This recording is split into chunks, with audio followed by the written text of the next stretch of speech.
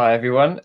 Welcome to this week's webinar on workflows called Superflow. I'm delighted to have three amazing software companies to join us and to tell us about their products. And we're going to hopefully demonstrate how all of them work together to create this, seamless workflow that you can use at early stages, which I think is particularly important for architects who are trying to grapple with all this new software that's out there and actually trying to work out how they actually link together. So the aim of this webinar, and we will be doing more in the future, is to look at actually how do we link this stuff together? How do we get from early stage kind of ideation to presentation tools? And I'm delighted to have three amazing companies here.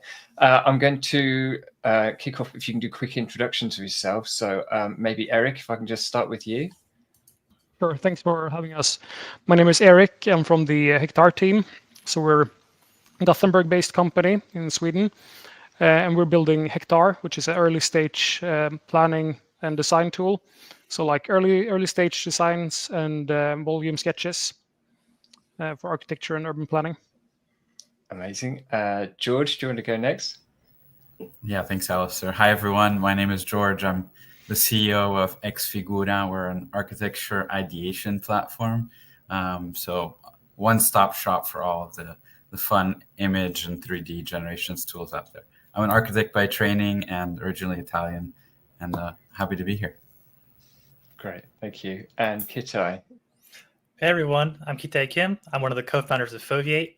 Foveate is an interactive presentation and collaboration software for architects and designers to share their ideas. Excellent. Okay, right. So I'm going to dive straight in quite quickly. So I'm going to share my screen just very quickly, just to give a little bit of context. If I go to here, yeah, right. Architecture Superflow. So we're looking at workflows in particular. So today we're going to be looking at tech stacks and workflows, and we're going to look particularly at Hektar, Xfigura, and Foveate, which I'm really looking forward to. I've got discussion at the end here and questions as well. But if you've got questions throughout the session, please ask them, because we can ask them throughout the session here. Through where we'll get the comments will come up, and I'll see them and I'll share them with the speakers. So yeah, questions from the audience anytime, just let me know. I'd be really pleased to try and help and answer those questions.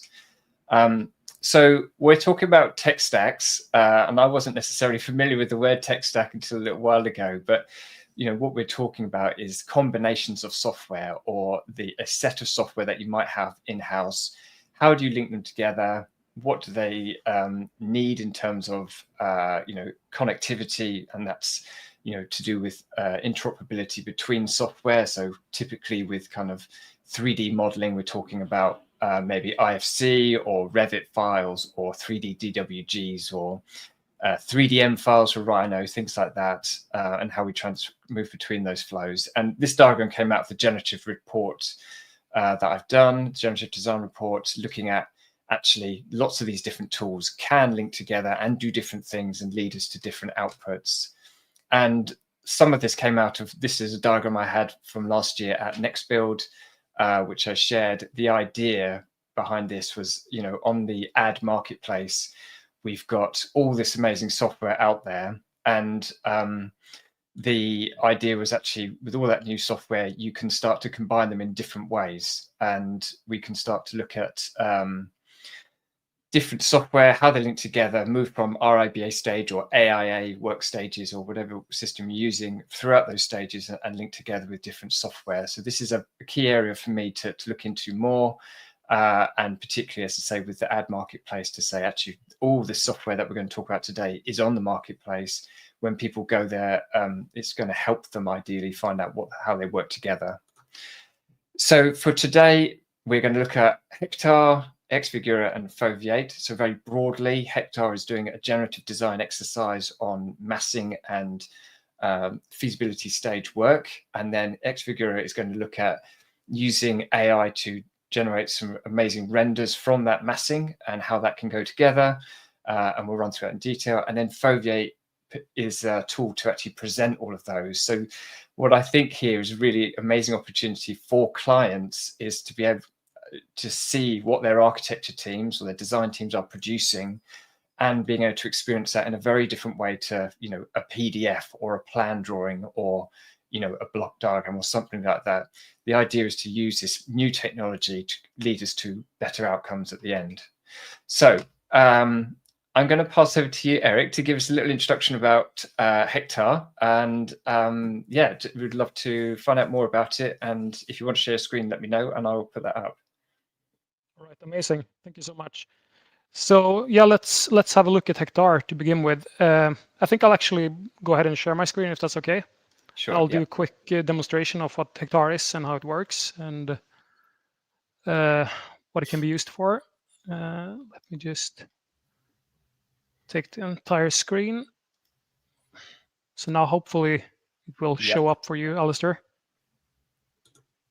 Yeah, I think I have to remove my one first. Are we live? Yeah, there we go. That's it. Yeah, that's perfect. All right, cool. So this is Hektar. So when you log in to Hektar the first time, this is kind of what you will see. You'll probably have fewer projects than I have, but it's a dashboard with different, we call them projects, but it's actually like site studies. And I think I'll actually go ahead and demonstrate how you can create a new project in Hektar and kind of the type of studies you can do in Hektar. So when you click new project, you will actually go straight into a map view. And like the TV chef I am, I actually prepared a site that I think is probably suitable for this exercise. So you have the map, and you have a lot of different layers with different kinds of data that you can add to the map. And I think in this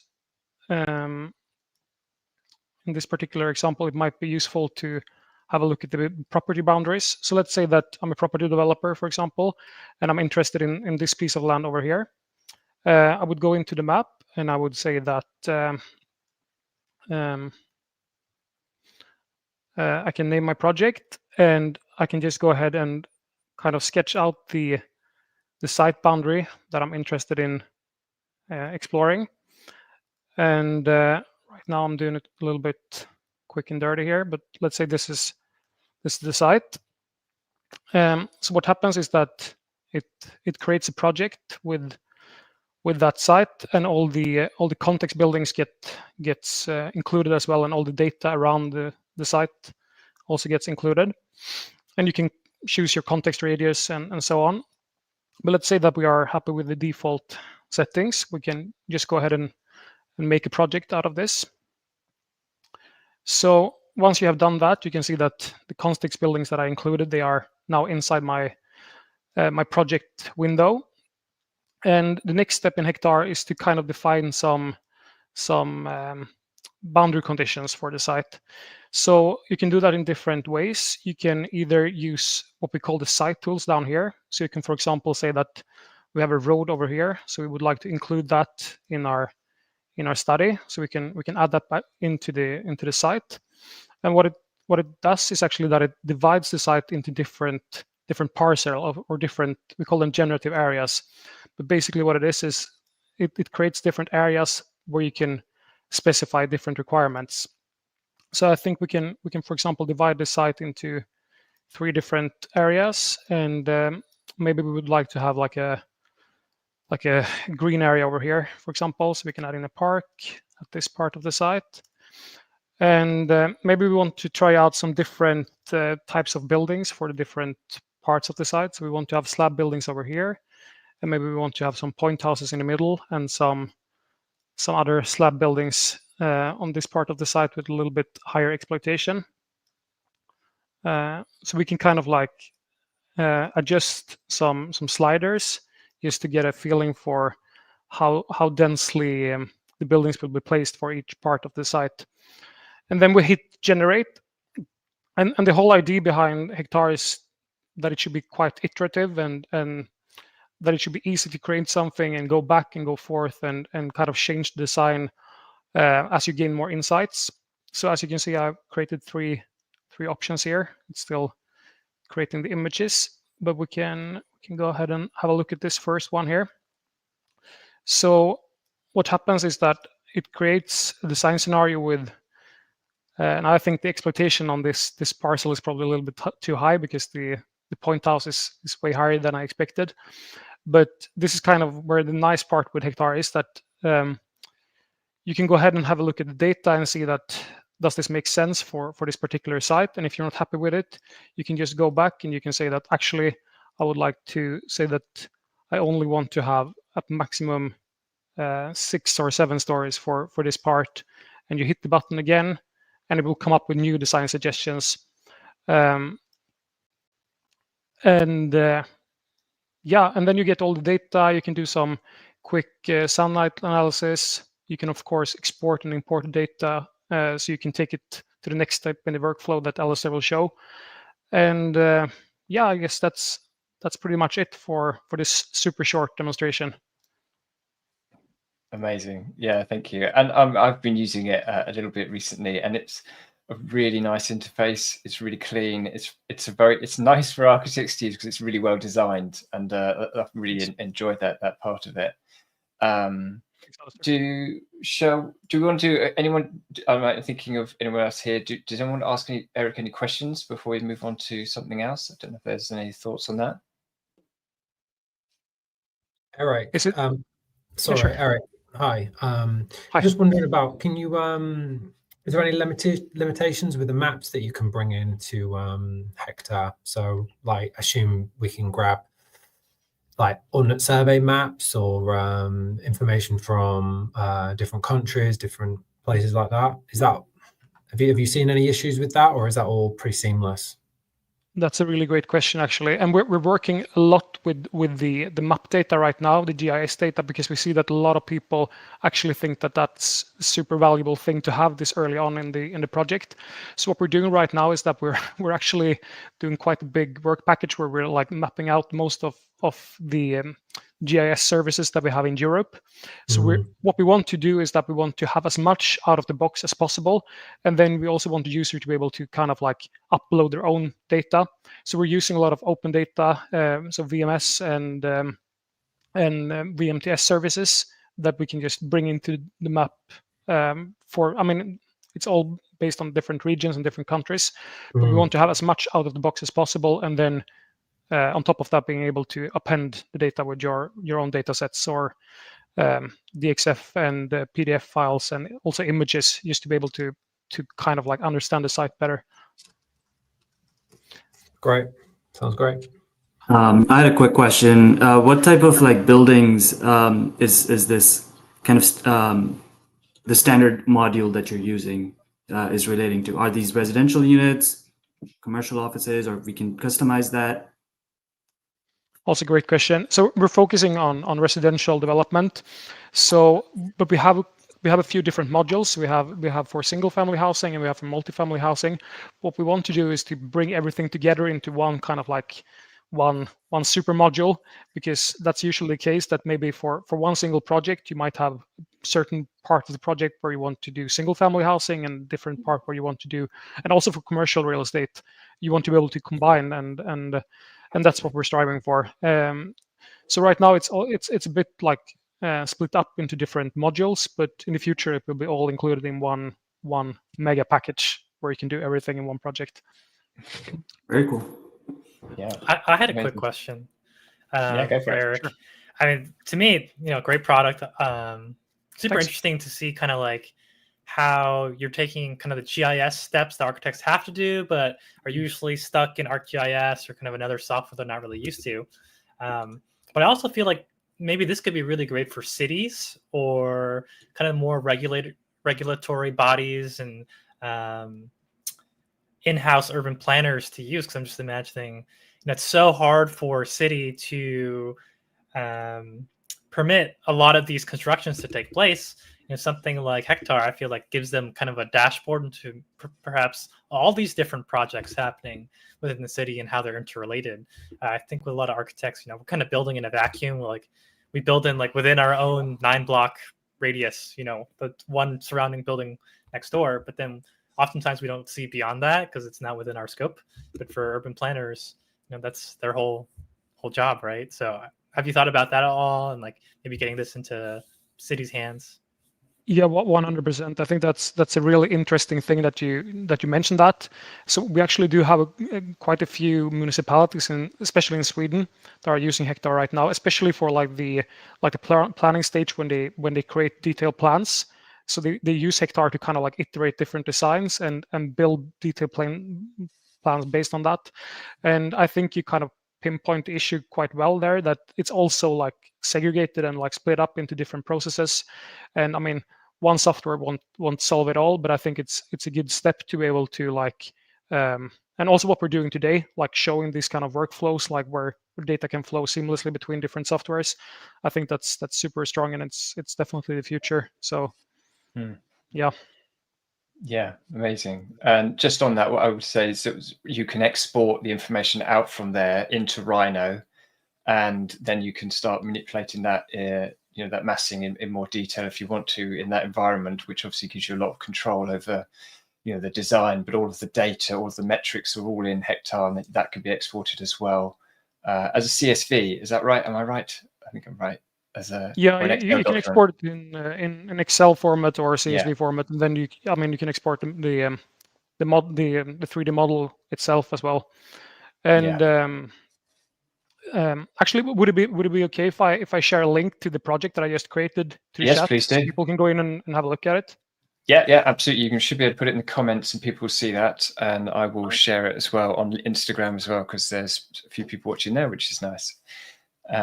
Okay, I'm going to move us on to the next one. So George from Xfigura is going to talk to us now. Do you want to share your screen, George? Is that going to be the best thing for you?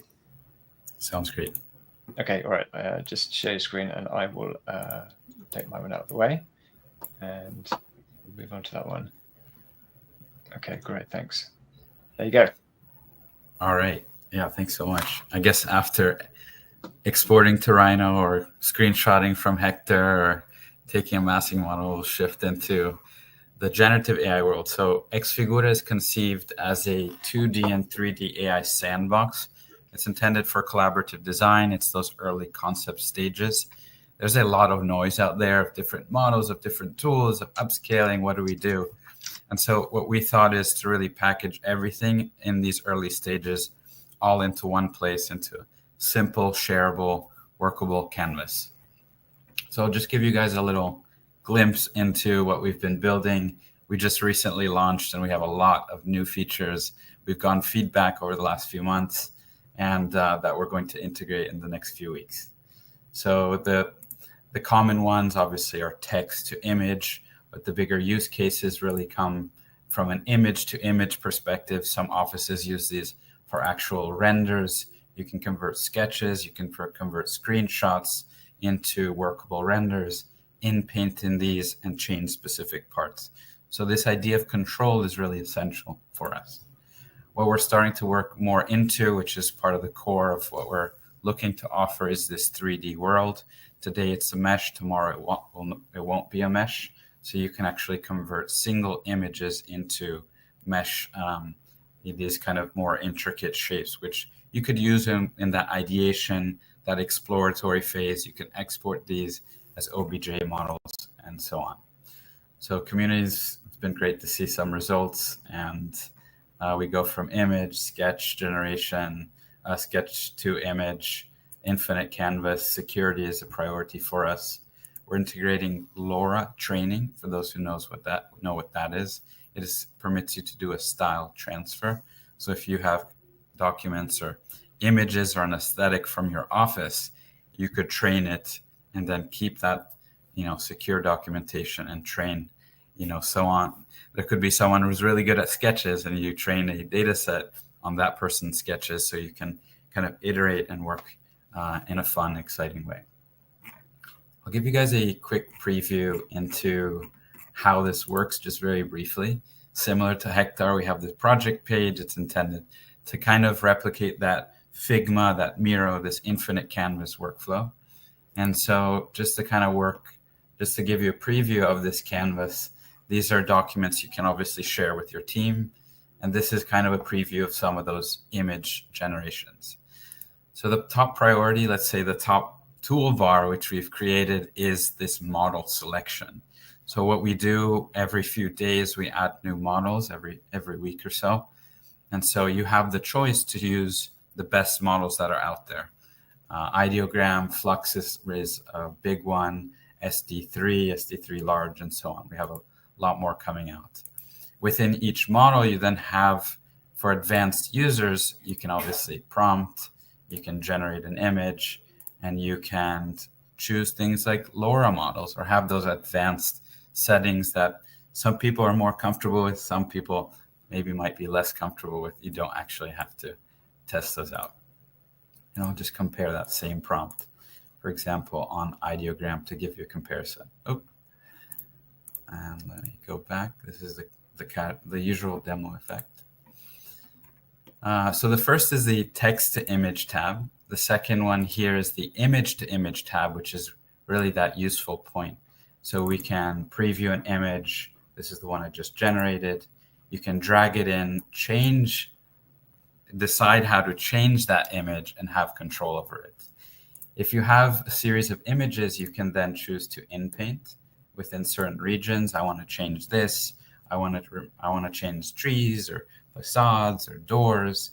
So this in-painting feature is also very useful.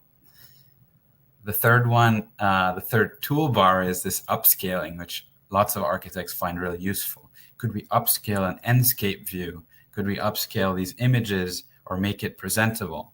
And so for now, we have the single model. We're adding Magnific. We're adding other models in this all in one place. So you can upscale by 6, by 8, you name it. The last exciting one is the 3D one. So you could drag and drop that image again, or simply from your toolbar, you can click on an image and click on this the 3D button right there. It shows up with the model, and then in one click, you can generate a 3D model. Just to give you a little glimpse, some results are more or less successful. This is very much an emerging space.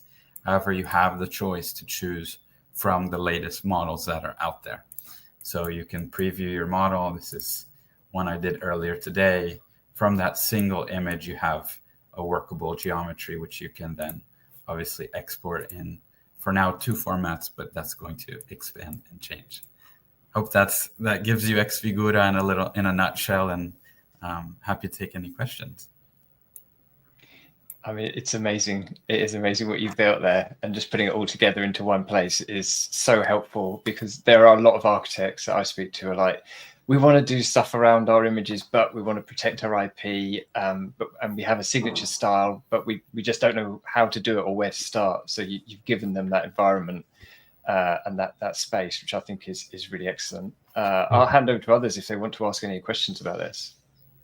George, I just sorry, Evan. No, let me just George. I thought it was great, mate. As a product, like you've just packed so much into it. Yeah, I was kind of blown away really with when I compare it to what we currently use for just rendering. So much flexibility and options. You made the user interface incredibly easy to use as well. Like you said, like the model engines are moving on so quickly. I don't know how you're managing to keep up just with that pace of development to get them into your product. But yeah, I'm looking forward to getting stuck in with it. The architects will love it. Awesome, appreciate it. I don't really have a question, but just amazing product, and I really love the image to 3D feature. I think that's super strong, and also like being able to maybe edit that model in the future as well, and like getting new, like creating that kind of iterative workflow as well. I think that's amazing and super strong. Maybe we'll pair the two worlds together eventually. Yes, sir. That's sir. the aim, isn't it? This is definitely really solid. You know, I think. Alvin, your microphone's a little bit scratchy. Is it? I'm not sure.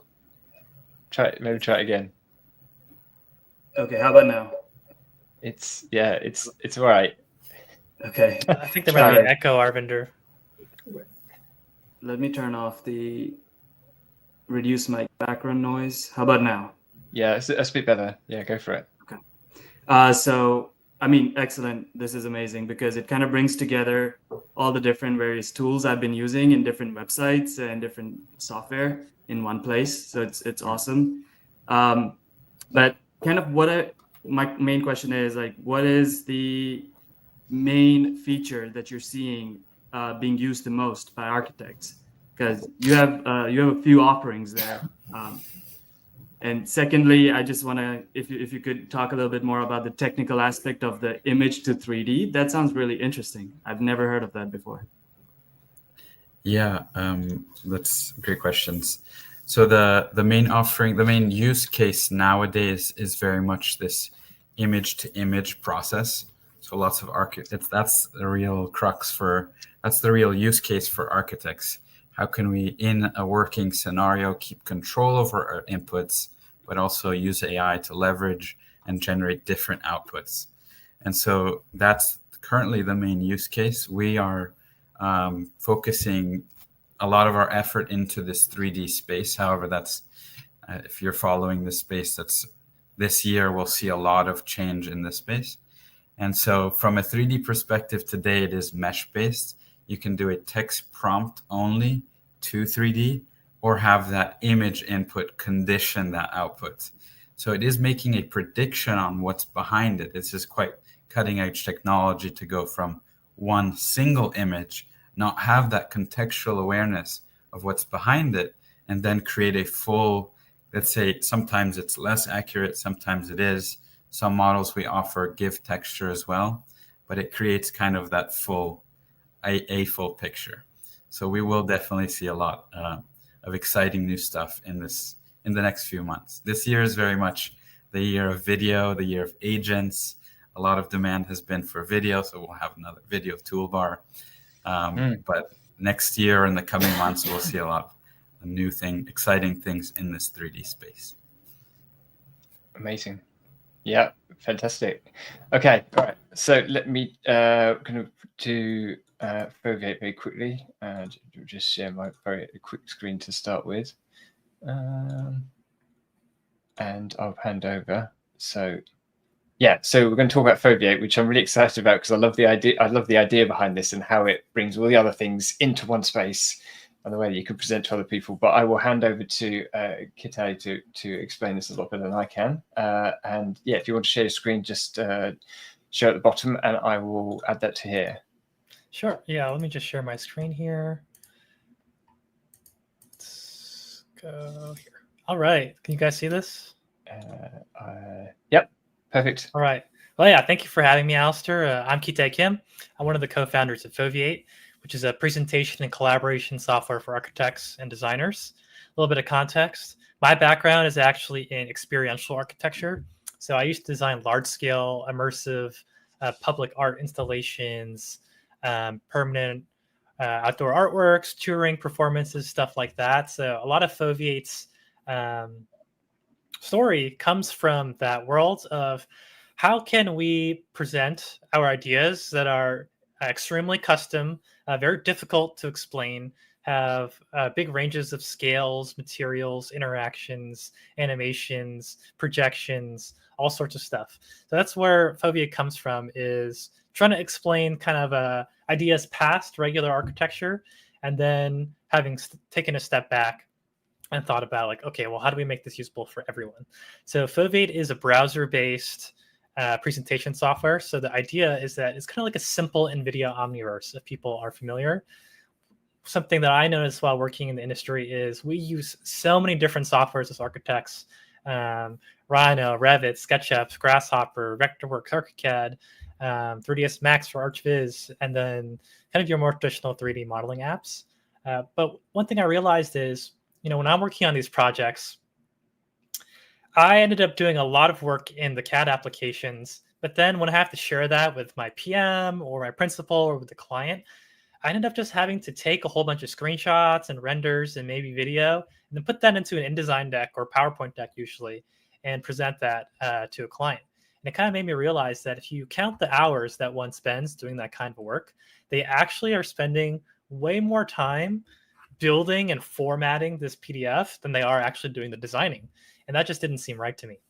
And then COVID happened. It was kind of like, oh, wait, maybe us architects, we totally lack remote working tools that allow us to collaborate on a presentation, which we do all the time. Think RFPs, design reviews, client meetings, internal meetings.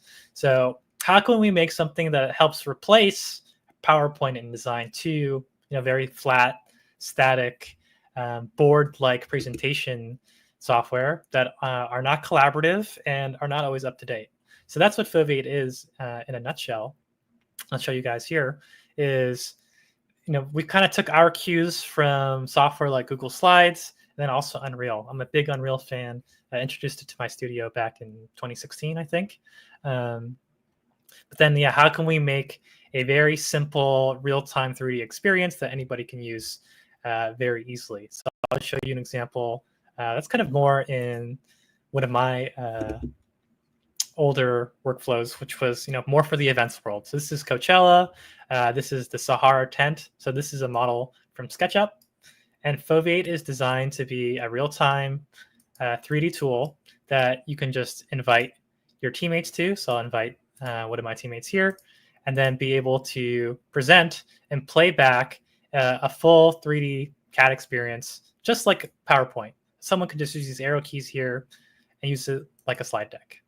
So instead of 2D slides, what we have are called moments. And moments are these 3D positions in space that have like a camera point of view, annotations here, a timestamp of who made it. They can link to things. They can embed data within them.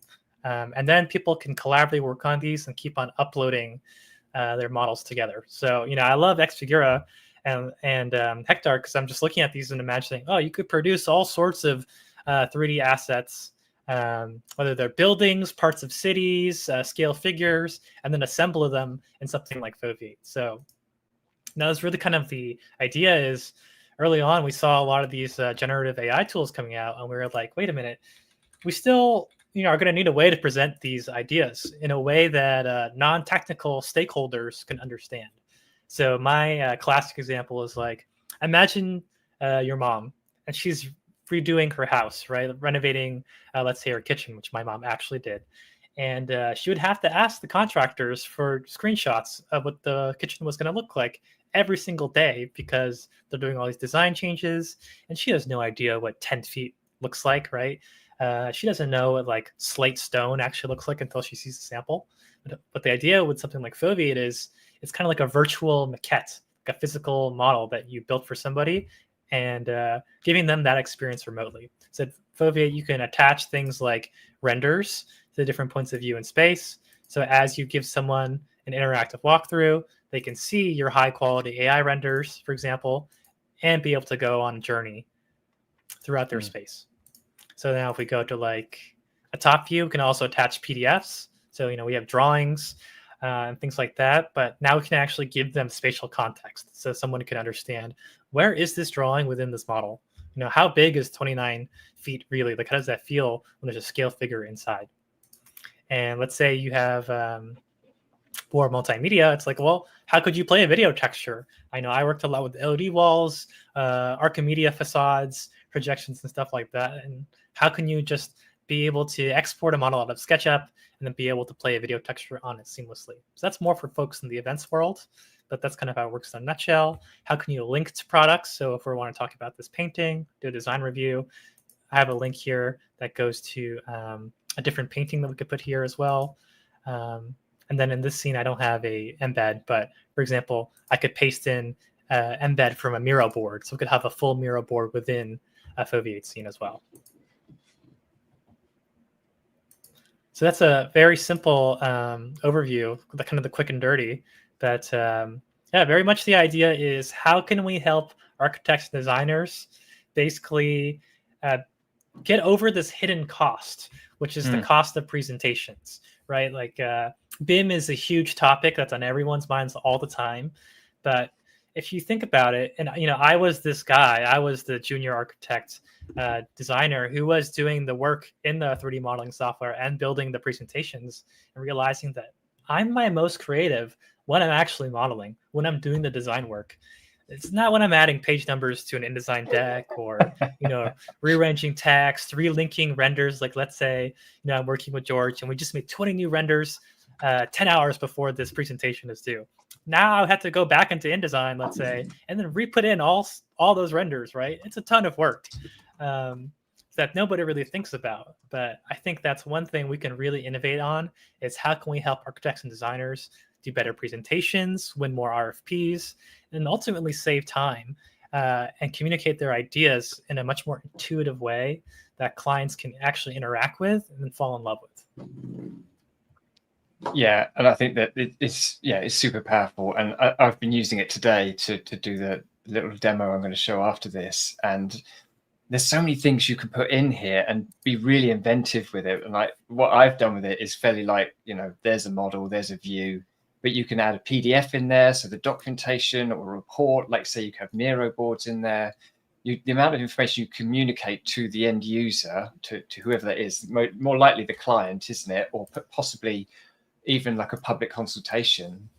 There's so much information you can give them, and it isn't just a flat, here's a printed board with just some images and text on it. You communicate so much more, and you could see real value in that, I think. I'll pass it over to the others to ask any questions they might have. Sorry if my mic is still sounding weird. No, it sounds good. No, you're all right, mate. So what are the integrations with like SketchUp or Revit are currently available for your software? Could you talk a bit more about that workflow? Sure. So we do have an extension for SketchUp. We were part of their 0 to 60 challenge last year, so they invited us to work with them, make a SketchUp extension, so you can seamlessly upload and update a scene from SketchUp, and it takes all your SketchUp cameras and puts them in Foveate. It creates the moments, our slide system. But then for all the other software, all you have to do is export an FBX or a GLTF or point cloud. Like Foveate accepts all sorts of 3D, 2D, audio, video formats. So kind of our position is everything that should go in a PowerPoint should also go in a Foveate scene plus 3D. And we typically like people using a .glb, which is the binary version of a GLTF format. And for those unfamiliar, GLTF is like the web AR, VR sharing 3D file format that is open source and works everywhere. And I saw that you had that, George. So instantly I was like, damn, we should make a tutorial that's like Xfigura renders 3D model into a Foveate scene. And Foveate uses that file format because it renders everything in PBR. So we have a full post-processing stack similar to Unreal or Unity, ambient occlusion, bloom, depth of field, chromatic aberration, vignetting, like all the stuff that makes 3D feel real is in Foveate and just takes your spatial idea and, no offense to the CAD apps, but like an ugly CAD wireframe, right? And then turns that into a more beautiful, presentable 3D format that clients can just kind of look at and get.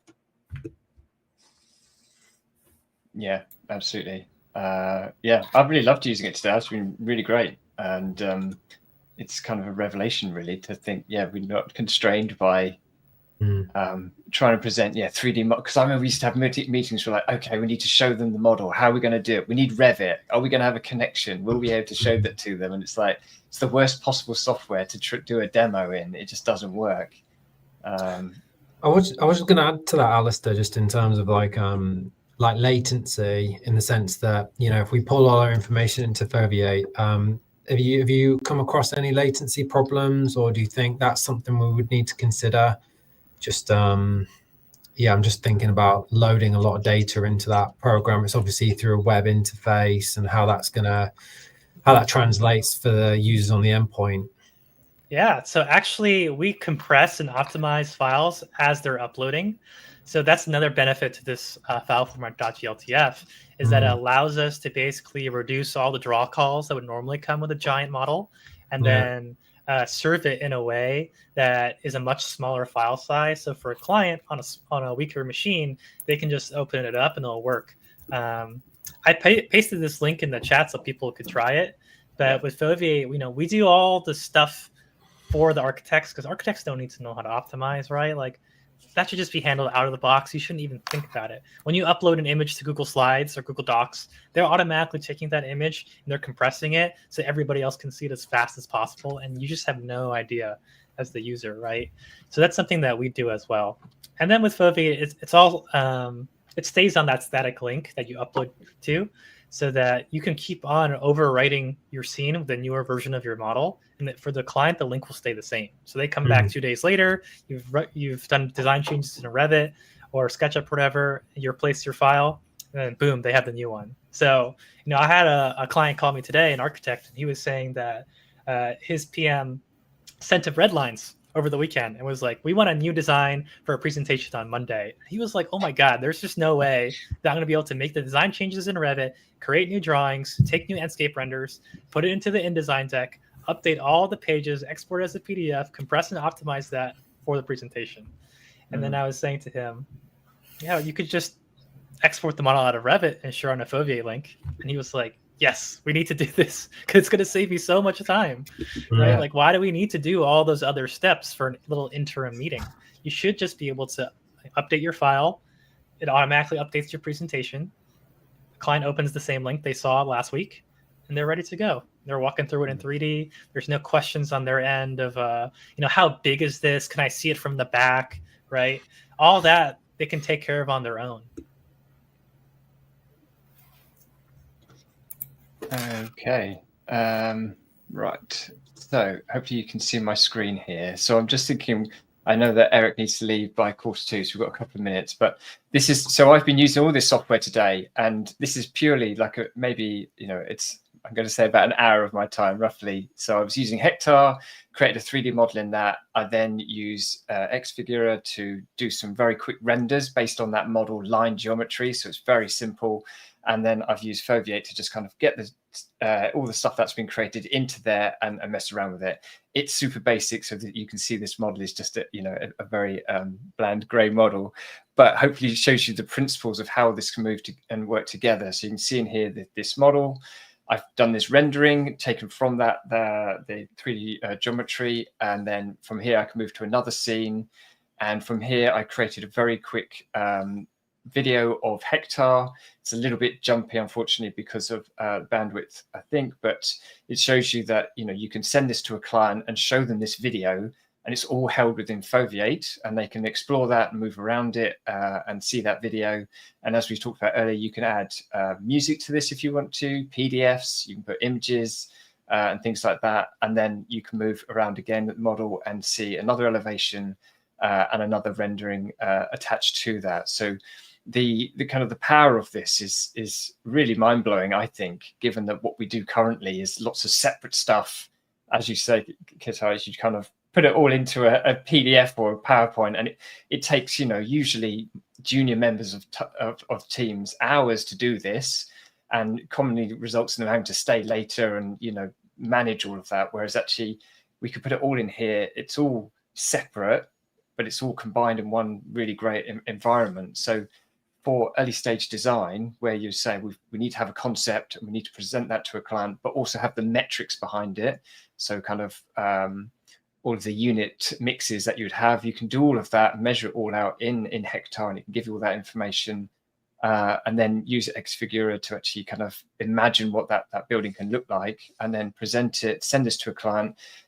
This isn't super advanced in terms of what I've done today, here, but it's taken me an hour, and I've got something that I could send to, a potential client really quickly to say, look, we've had an idea. This is what we're thinking of. Get that feedback, move forward with the project ideally, or get their feedback and they can maybe change the direction. So, yeah, I don't know if anyone's got any quick comments, or Eric, I know you need to leave at all. Do you want to add anything finally before we do? No, that's all right. I can stay for a couple more minutes. I had one question for you for Xfigura, or actually for Foveate. Sorry, about I think you briefly mentioned VR and AR, and I feel like that's like a really great application as well when you want to give this like immersive experience. Is that something that you can use as well? Yeah, so it's funny that you mentioned that, because that's actually where I got my start. Is when I was building these public art installations, I was able to double our studio's win rate by using VR presentations in Unreal. But the problem was I had to go travel to a client with a big beefy computer, Unreal 4, a Vive Pro, and then give them that linear walkthrough. And then COVID happened. I realized if I can't fly there, we're back to square one. So then I worked in WebXR, VR on the web. But unfortunately at that time, this is back in 2021, 22, the VR headsets just were not good enough. It was the Quest 2, it was a WebGL based. And we decided to backtrack and do 3D on the web. And that's kind of how Foveate came to be, is let's just solve the distribution problem of everybody has a computer or an iPad or something. How do we get 3D to their devices? Now that Web GPU is coming out and there's new headsets coming out from Sony, Meta's new headset, Apple, VR is definitely back on our mind. And that's something we definitely want to do. We're just kind of waiting for folks building the hardware to make it good enough that we can run a Foveate scene with the post-processing, with all this other media, and then it just works out of the box. Right now, the UX, the friction is still a little bit too high for the user to really benefit, and nobody really has a headset. But we're hoping that changes in the next couple of years. I can just see that that's a super nice last step of this process. You go from having nothing to creating something. You do the renders and you get the scene, and then you also have the VR experience on top of that. That's the dream, right? That's where we want to go. That's the dream. Yeah. And the next step is you add generative AI, and then you can change things in real time. Yeah, maybe. And I don't know yet. I'm happy that guys like you are doing the Gen AI, right? Because I see what you guys are doing with it, and our position with Foveate is that it should be the presentation and collaboration layer. We're dang, there's Hektar and Xfigura and Varus. You guys are all doing such crazy good AI work that we're let's have them create all this media, and then we're just the place where people kind of format it all together. Maybe the AI is more about creating the text that narrates it, or doing text to speech, so your moments become like a human voice. My idea would be, let's say you're working at Foster and Partners and you train it on Norman Foster's voice. All of a sudden, when you're experiencing a Foveate presentation, every single moment can be read to you in his voice. So as the client, you're like, oh, wow, I feel like Norman Foster is speaking to me, explaining the design. That's where we kind of see AI fitting into Foveate. Wow. Cool. Wow. Amazing. There's amazing opportunities there, aren't there? To really explore that would be quite something. Okay, I'm going to share my screen very briefly, just to talk about a little bit of what I'm doing. So we've talked a little bit about generative design and my generative design report. I'm just doing the final revisions to that, and it should be out towards the end of this week. So that is for those of you who are watching and interested in this, reach out and let me know. But there's a link there to a discount code as well, which could be quite useful. And what else we got here? This is just to kind of the finishing off. So in terms of all of this software that we've talked about today is on the ad marketplace. So you can see them there, and you can explore nearly 200 other softwares on there. So that's at ad.io. Generative design report's coming out soon. I'm doing practice 12 and 6-month tech updates as well for those practices that want to keep up to date with what's out there. So if you're interested in that, please reach out to me at the email below, and I will do my best to help. I want to say thanks to everyone for attending today. Has anyone got any final questions or thoughts that they wanted to ask anyone while we're still here? Yeah, loads, but I'll contact you individually, mainly around the tech stack and the pricing of it all. But yeah, I'll reach out individually. Thank you all. It's great. Yeah. And I really appreciate your time, and I think it's excellent what you're producing. So if there's anything I can do to help you promote what you're doing, reach a bigger audience, then I'm 100% there to help. The ad marketplace is one aspect of that, but obviously there are other routes to that as well, whether it's at events or speak at events or reaching out to architects that we do consultancy work with. So yeah, here to help. I've put all of your links in the comments. So if people are watching this on catch up, that should be there on YouTube and it should be on LinkedIn, but I will double check. But all of those websites are there for you to explore. And yeah, I want to say thanks very much. I really appreciate it. And that's been really excellent. So thank you. Thank you, Alistair, for organizing all this and, wrangling us all together. He's good at that. Appreciate this. Yes. Thanks, Alistair. Thanks, yeah, everyone. It's a pleasure. Okay. All right. Thank you. I appreciate that. I will end the stream. You're welcome to hang on afterwards and we can have a catch up afterwards. But if you want to disappear, that's fine as well. And to the audience, people watching, thanks very much. Any questions, come back to all of the speakers here. You'll find them on LinkedIn or you'll find them on, the website links and things. So reach out to them and find out more. But thanks very much. And we'll see you next time. Thanks. Bye. Bye.